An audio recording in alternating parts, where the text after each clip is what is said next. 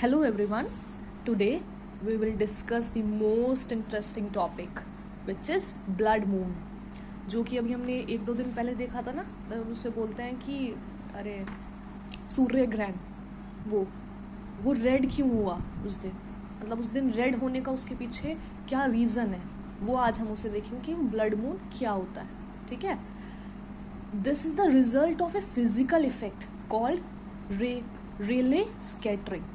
ये जो रिजल्ट है, जो इसके पीछे जो फिजिकल रिजल्ट है वो रेले स्कैटरिंग का है.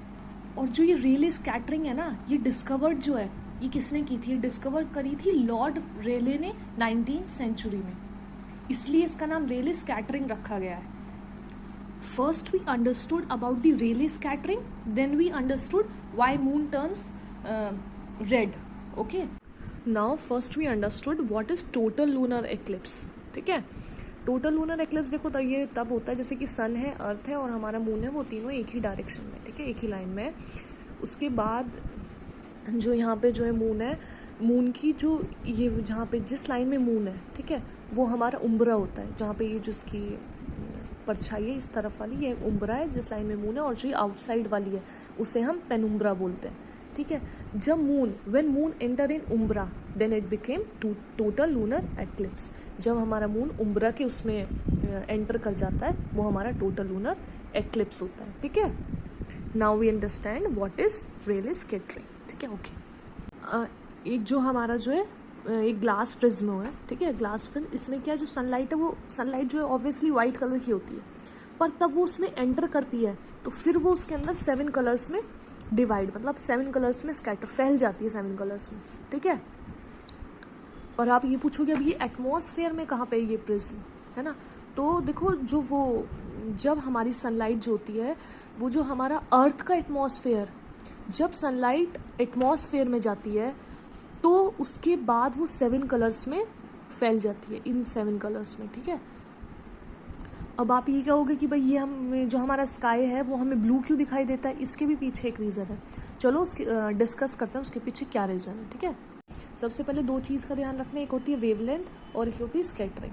वेवलेंथ जो है वो हमेशा स्कैटरिंग के ऊपर डिपेंड रहती है. और हमें हमेशा याद रखना है जो रेड कलर है, इसमें जो रेड की जो होती है वो लॉन्गर वेवलेंथ होती है. ठीक है. और जो वॉयलेट और इंडिको है, इनकी क्या है, शॉर्टर वेवलेंथ है. ठीक है. अब ये स्कैटरिंग इसकी जितनी ज़्यादा वेवलेंथ होगी उतना कम स्कैटर करेगा, मतलब कि उतना कम फैलेगा. और जितनी कम वेवलेंथ होगी उतना ज़्यादा फैलेगा.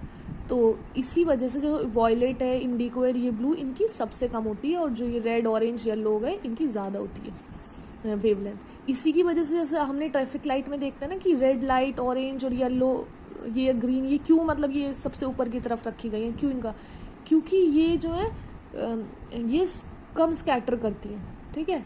ये फैलती नहीं है, ये एकदम दूर से हमें अच्छे से दिखाई दे जाएंगी. ये इस वजह, देखो अभी हम यहाँ से देखते हैं जैसे कि यहाँ पे सनलाइट है. ठीक है. सनलाइट तो ऑब्वियसली वाइट कलर की यहाँ से आती है. उसके अंदर जो एटमॉस्फेयर में बहुत सारी नाइट्रोजन, ऑक्सीजन और बहुत सारे डस्ट पार्टिकल्स होते हैं. तो जब वो उन पार्टिकल्स के साथ इंटरेक्ट करती है लाइट, तो उसकी वजह से 7 कलर्स में फैल जाती है. ठीक है.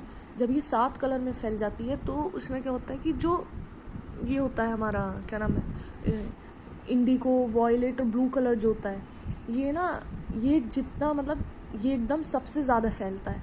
क्योंकि भाई ये हमने पढ़ा था कि भाई ये वो इसकी जो है वेवलेंथ है जो शॉर्टर होती है, तो यही कलर सबसे ज़्यादा फैलेंगे, तो ब्लू वाला एकदम सबसे ज़्यादा फैल जाता है. ठीक है.